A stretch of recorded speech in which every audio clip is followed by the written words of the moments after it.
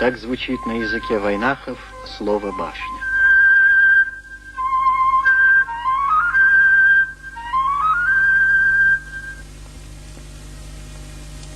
Краем башен и легенд называют Чечено-Ингушетию.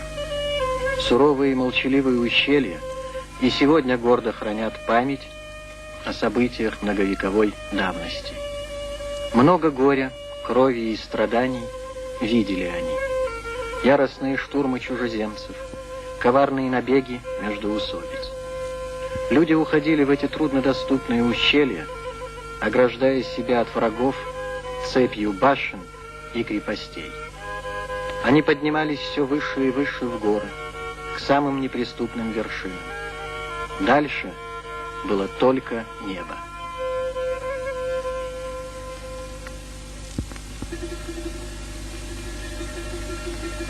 Джайрахское ущелье.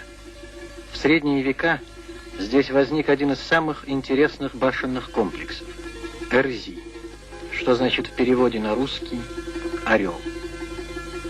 Аул Эрзи и впрямь был недоступен, как орлиное гнездо. Взять его штурмом было невозможно.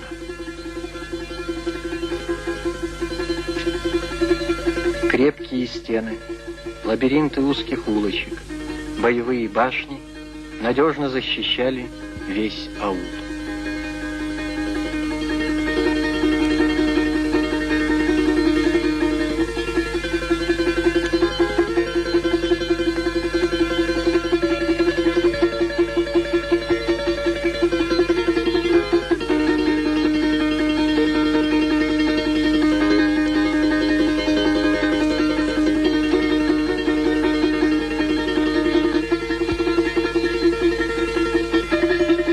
Рядом с аулом погребальные склепы, усыпальницы. В последний путь покойника снаряжали всем, что могло пригодиться ему в иной жизни. Но есть склепы, в которые уходили заболевшие, чтобы не подвергать опасности других. Здесь же коновязь верного коня.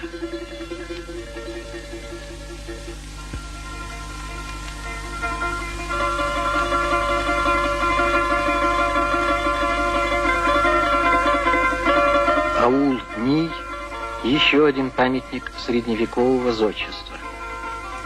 В этих башнях нет ничего лишнего. Все продумано до мелочей. Из бойниц одной башни должна быть обязательно видна вторая, из второй – третья. Только так можно было предупредить о надвигающейся опасности. Чем богаче был род, тем выше башня, тем она неприступнее.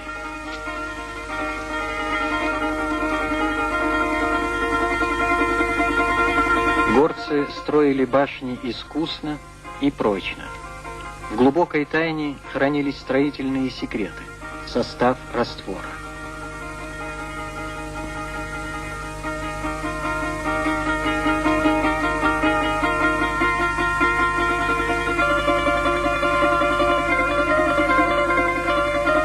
В XII-XIII веках горцы обходились без раствора, тщательно подгоняя друг к другу камни, подобно египетским пирамидам. Иногда безвестные зодчие оставляли на камнях петроглиф, символы поклонения языческим богам.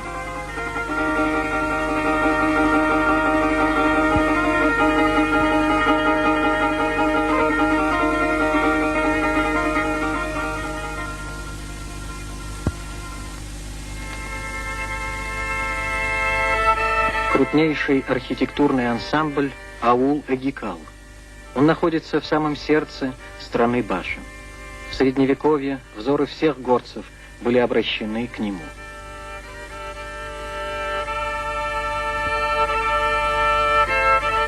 Здесь собирались старейшины для решения главных культово-правовых вопросов.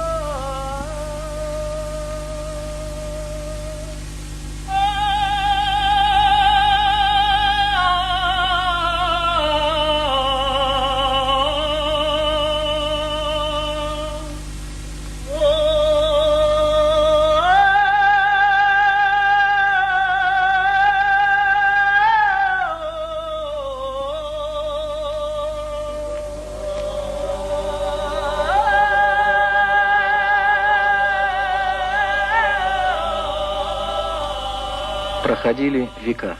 Одна религия сменяла другую. Это отразилось и в архитектуре.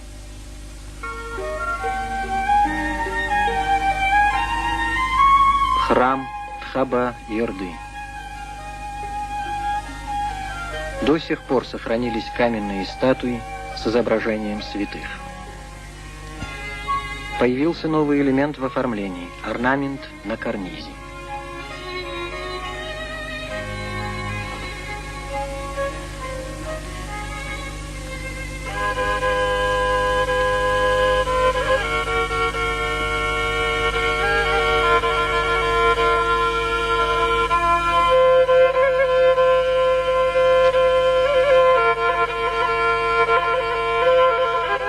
Асинское ущелье. Здесь расположился еще один башенный комплекс – Таргин. Он был форпостом, первым боевым укреплением, стоявшим на пути врагов. До наших дней дошла легенда о строительстве башен. Трижды землю поили молоком, трижды срывали грунт, и только когда земля отказалась пить, положили первые камни. 8 огромных гранитных глыб, образующих углы башни. И был каждый камень ценою равен быку, а весом 8 быкам. Их привезли с вершины горы, взявшие из-под голубого льда. Каждый камень везли 12 быков, ломая копыта от напряжения. Каждый камень тесали 12 дней 4 каменотеса. И стальные тесла крошились у них, будто сделанные из липы.